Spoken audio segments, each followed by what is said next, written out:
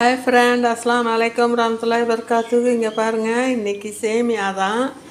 இங்கே பாருங்கள், வறுத்த சேமியா. சும்மா கொஞ்சமாக தான் இருக்கும் இது. ஆமாங்க, இங்கே பார்த்தீங்களா, இந்த சேமியா தான் செய்ய போகிறேன்.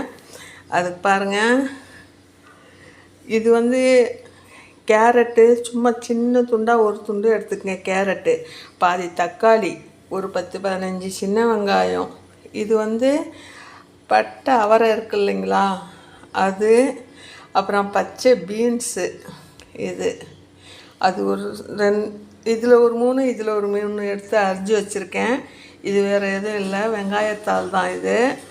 இங்கே பாருங்கள், கொத்தமல்லி, புதினா, பச்சை மிளகா 3, காரமும் உப்பும் உங்களுக்கு ஏற்றது போட்டுக்குங்க, சரிங்களா.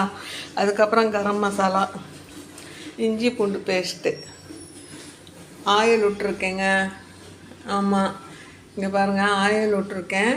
அதிலே ஆயில் கொஞ்சம் ஒரு 2-3 ஸ்பூன் ஆயில் விட்டுட்டு சின்ன வெங்காயம் போடுங்க. அதுக்கப்புறம் சின்ன வெங்காயம் போட்டுட்டு இஞ்சி பூண்டு பேஸ்ட்டு, தக்காளி இது போட்டு நல்லா வதக்குங்க.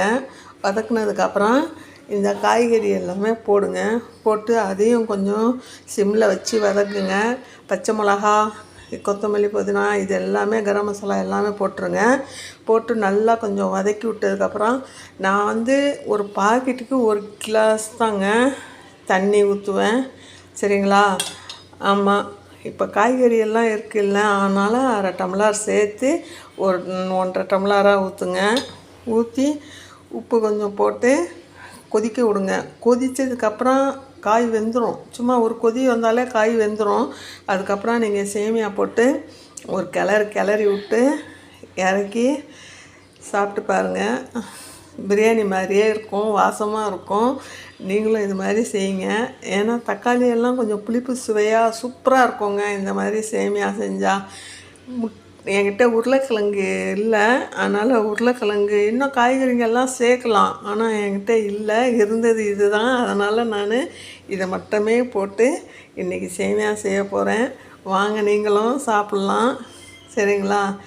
ஆமாங்க, cook with Mujibuddin YouTube channel subscribe பண்ணுங்கள், பெல் பட்டன் கிளிக் பண்ணுங்கள், ஷேர் பண்ணுங்கள், துவா செய்யுங்க. உடம்பை பார்த்துக்குங்க, ஆரோக்கியமாக இருங்க. அஸ்ஸலாமு அலைக்கும் வரஹ்மத்துல்லாஹி வபரகாத்துஹு. எல்லா புகழுமே இறைவனுக்கே. அல்லாஹ் போதுமானவன். Cook with முஜிபுதீன்.